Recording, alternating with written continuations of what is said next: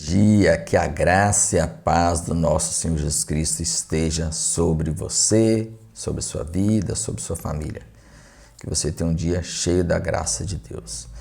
Concluindo aqui as nossas reflexões sobre os candidatos que se propuseram a seguir Jesus, no final já do seu ministério, lembra que nós já mencionamos que quando Jesus caminhava para Jerusalém, para o dia da sua morte, faltando poucos dias, alguns candidatos se apresentaram para serem discípulos de Jesus. O primeiro, com muito entusiasmo e de verdade querendo se tornar discípulo de Jesus, disse: Senhor, te seguirei para onde quer que fores.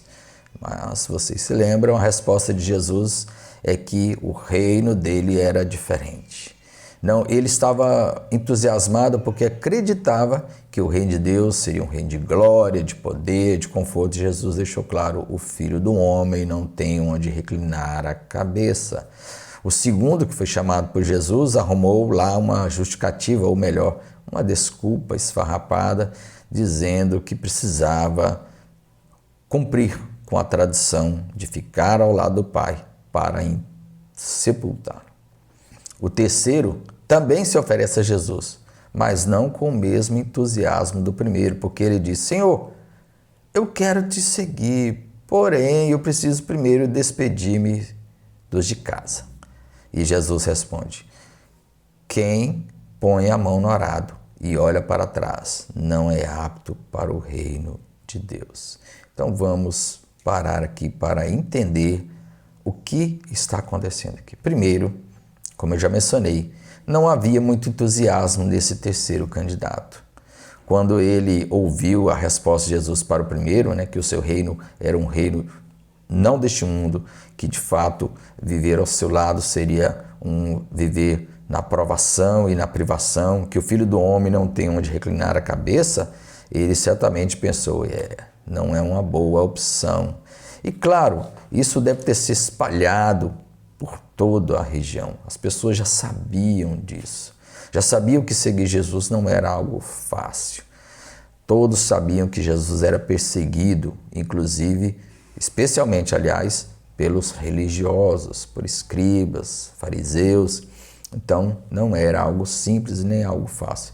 Por isso ele disse: Senhor, na verdade, o que esse jovem está fazendo é, querendo aparecer, vamos dizer em outras palavras, porque ele disse: eu quero te seguir, porém deixe-me despedir-me de minha casa.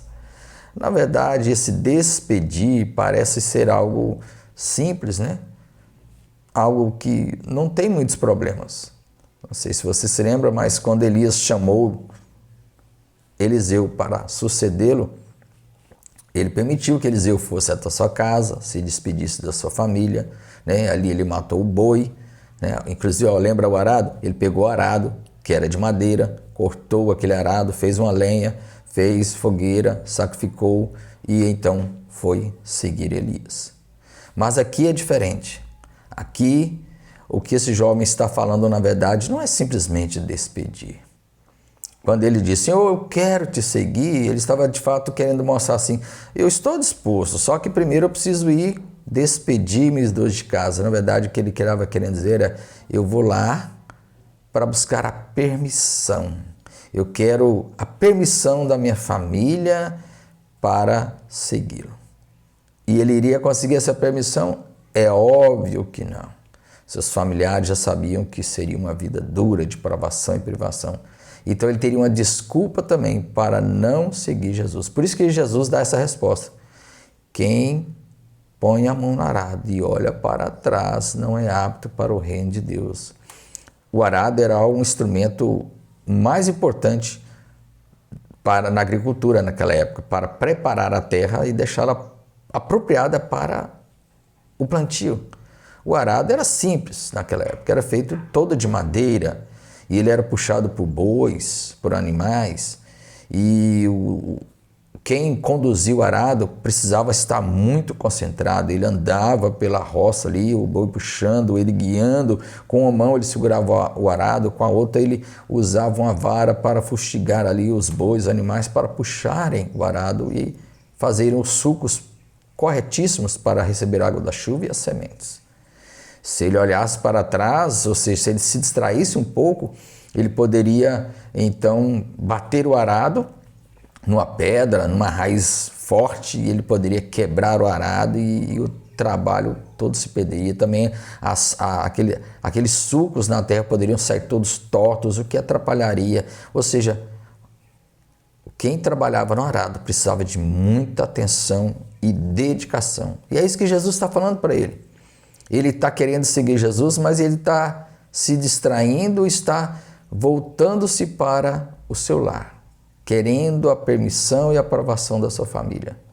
O que Jesus está nos ensinando aqui é que quando você decide e quer de fato ser seu discípulo, você tem que abrir mão de tudo. Por isso ele vai dizer em outra ocasião: quem quiser vir após mim, negue-se a si mesmo, tome a cada dia a sua cruz e siga-me. Seguir a Jesus é uma decisão que se toma com consciência e com firmeza. Não podemos nos desviar com valores humanos. Nós temos que ter dedicação total a Jesus. Ele deve ser o nosso Senhor. Ele deve ser aquele que ordena e coordena a nossa vida. Não podemos negligenciar isso e nem entregar a nossa fidelidade a outros, mas somente a Jesus. Que Deus te abençoe.